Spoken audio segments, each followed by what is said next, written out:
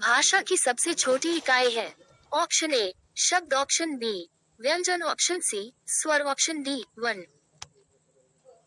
Correct answer. Explanation, विकल्पों का विश्लेषण। एक, शब्द यह अर्थपूर्ण इकाई होती है, लेकिन ये भाषा की सबसे छोटी इकाई नहीं है क्योंकि शब्द कई वर्णों से मिलकर बनता है। 2, व्यंजन ये स्वर की सहायता से उच्चारित होते हैं, लेकिन ये भी भाषा की सबसे छोटी इकाई नहीं है। 3, स्वर यह स्वतंत्र रूप से उच्चारित होते हैं, लेकिन ये भी वर्णों का ही एक भाग है। 4, वर्ण ये भाषा की सबसे छोटी इकाई है, क्योंकि सभी शब्द वर्णों से ही मिलकर बनते हैं। सही उत्तर चेकमार्क, वर्ण भाषा की सबसे छोटी इकाई होती है। वर्णमाला कहते हैं।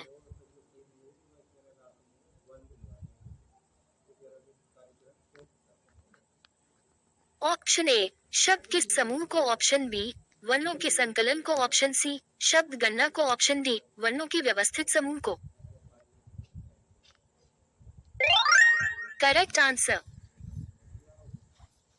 एक्सप्लेनेशन, किसी भाषा की सबसे छोटी इकाई को वर्ण कहा जाता है और भाषा विशेष में प्रयुक्त होने वाले वर्णों के समूह को वर्णमाला कहा जाता है। प्रत्येक भाषा के अपने अलग वर्ण और वर्णमाला होते हैं। निम्न में से कंठ्य ध्वनियाँ कौन सी है? ऑप्शन ए क, ख, ऑप्शन बी य, र, ऑप्शन सी च, ज, ऑप्शन डी ट, अन। Correct answer. एक्सप्लेनेशन, ध्वनि के प्रकार उच्चारण स्थान के आधार पर। एक, कंठ्य गुट्टुरल ध्वनियाँ जो कंठकले से उच्चारित होती हैं। क, ख, ग, घ, अ, ग।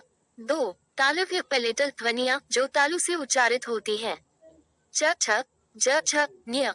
3, मूर्धन्य रेट्रोफ्लेक्स ध्वनियाँ जो तालु के पिछले भाग मूर्धा से उच्चारित होती हैं। ट, ठ, ड, ढ, अन। 4, दंत्य डेंटल ध्वनियाँ जो दांतों से उच्चारित होती हैं। त, थ, द, ध, न। 5, ओष्ठ्य लेबियल ध्वनियाँ जो होठों से उच्चारित होती हैं। प, फ, ब, भ, म। 6, अंतस्थ अर्धस्वर और ऊष्म ध्वनियाँ। य, प्र, ल, व अंतस्थ अर्धस्वर। श, श, स, ह ऊष्म ध्वनियाँ। विकल्पों का विश्लेषण। 1, क, ख चेक मार्क कंठ्य ध्वनियाँ। 2, य, र क्रॉस मार्क अंतस्थ ध्वनियाँ। 3, च, ज क्रॉस मार्क तालव्य ध्वनियाँ। 4, ट, अन क्रॉस मार्क मूर्धन्य ध्वनियाँ। सही उत्तर चेक मार्क क, ख कंठ्य ध्वनियाँ। स्थान के आधार पर बताएं कि मूर्धन्य व्यंजन कौन से हैं।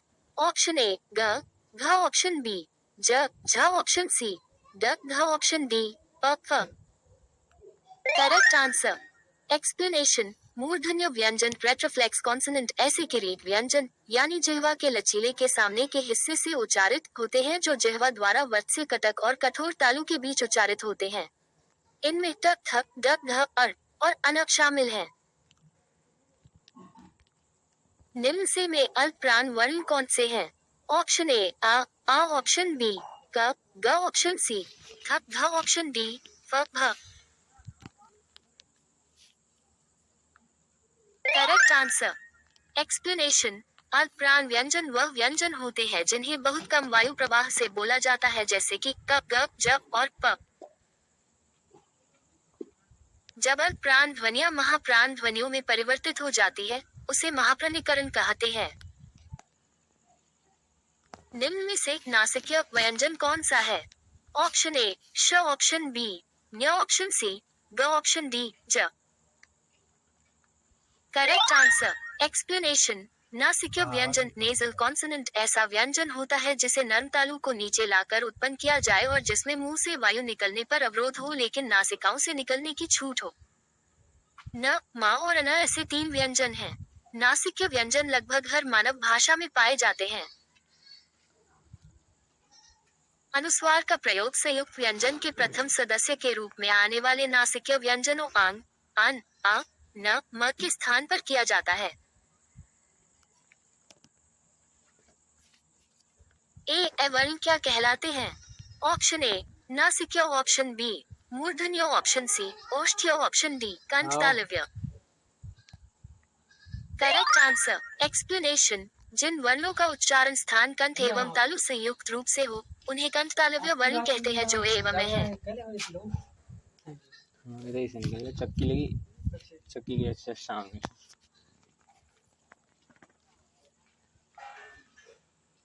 हिंदी वर्णमाला में आयोगवाह वर्ण कौन से हैं? ऑप्शन ए आ, ऑप्शन बी ई, ऑप्शन सी उ, ऑप्शन डी आ।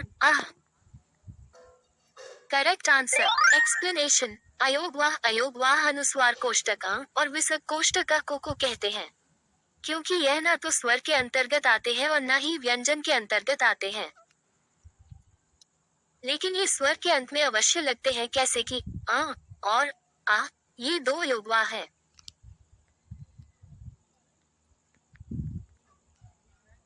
निम्न में बताए कि किस शब्द में द्वित्व व्यंजन है। Option A Pune, option B Allahabad, option C Delhi, option D उत्साह।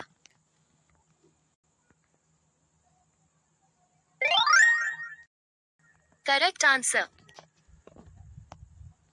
एक्सप्लेनेशन। द्वित्व व्यंजन प्रयोग एक वर्ण का अपने जैसे वर्ण के साथ आना द्वित्व प्रयोग कहलाता है, जैसे कच्चा, पक्का, गप आदि। कर, च, टा, त पर वर्ग के दूसरे व चौथे वर्ण का द्वित्व नहीं होता है। श, स, ह कौन से व्यंजन कहलाते हैं? ऑप्शन ए प्रकंपी, ऑप्शन बी स्पर्शी, ऑप्शन सी संघर्षी, ऑप्शन डी स्पर्श संघर्षी। Wrong answer explanation. संघर्षी व्यंजन फ्रिकेटिव कॉन्सोनेंट ऐसा व्यंजन वर्ण होता है जिसमें मुंह के दो उच्चारण स्थानों को पास लाकर एक बहुत ही तंतखोल से हवा को बाहर धकेला जाए।